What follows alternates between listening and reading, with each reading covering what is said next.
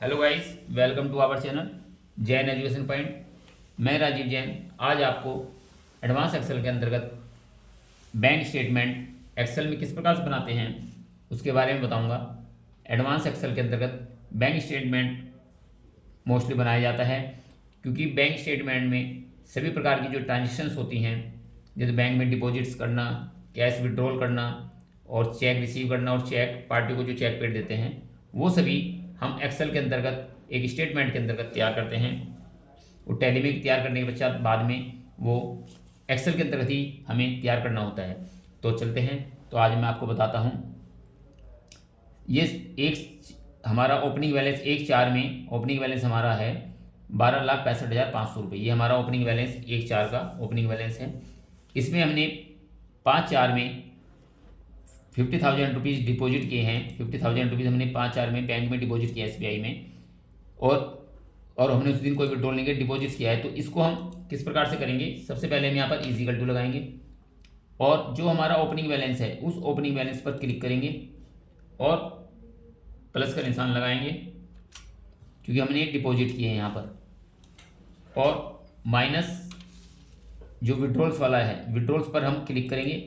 ये हमारे माइनस, क्योंकि विड्रॉल जो हम करते हैं उसमें से हमारा बैंक का बैलेंस कम होता है तो इसलिए उसको माइनस करते हैं, और जो डिपॉजिट करते हैं तो बैंक में जो हमारा ओपनिंग बैलेंस है तो वो हमारा बढ़ जाता है डिपॉजिट करने पे बैंक का बैलेंस, तो वो हम उसको प्लस करेंगे। इस प्रकार से हम इसको एंटर करेंगे तो ये हमारा बैलेंस आपने देखा 50,000 रुपीज़ हमारे अकाउंट्स में आ गए, तो हमारा बैलेंस 13,15,500 रुपये हो गया।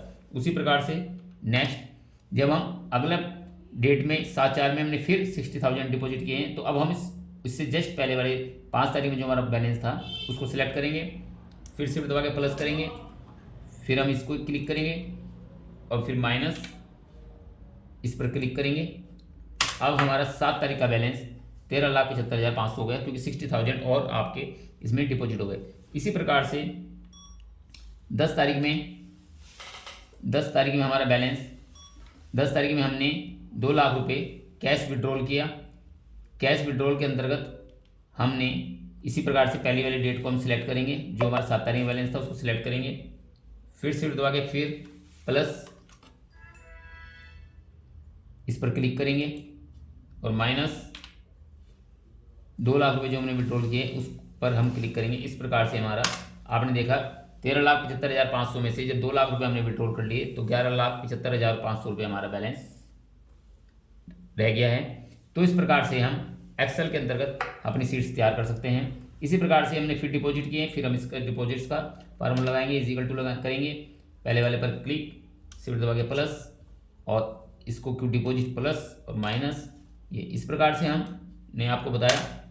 ये हम अब हमारा बैलेंस 14,25,500 हो गया। तो इस प्रकार से हम एक्सेल के अंतर्गत बहुत ईजिली तरीके से फार्मूला लगाकर, प्लस और माइनस का फार्मूला लगाकर हम एक्सेल के अंतर्गत ये बैलेंस बैंक स्टेटमेंट बना सकते हैं। अब हम इनको ड्रैग कर लेंगे क्योंकि हमारा फार्मूला लग चुका है।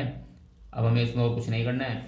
ये हम यहाँ पर इसको ड्रैग करके नीचे तक हम अपना बैंक स्टेटमेंट जहाँ तक हमें बनाना है उसको ड्रैग कर सकते हैं। तो हमारा बैलेंस लास्ट तक जिस डेट तक भी हमें बनाना है बैंक स्टेटमेंट हमारा तैयार हो जाएगा।